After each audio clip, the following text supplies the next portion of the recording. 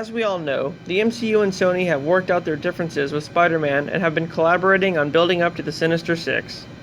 We saw this with the Vulture in Homecoming, and again with Mysterio in Far From Home. And if not for coronavirus, we would have seen it tied together with Venom 2, Let There Be Carnage, and also the Morbius film.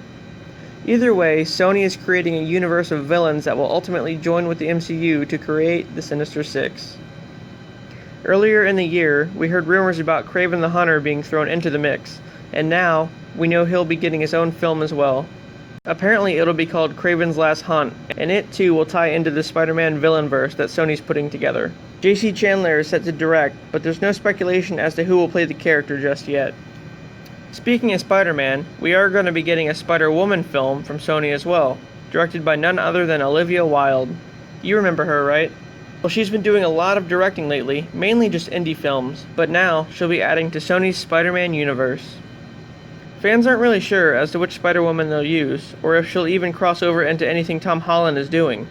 I mean, there was talk about Sony eventually doing a live-action Spider-Verse movie, but who knows.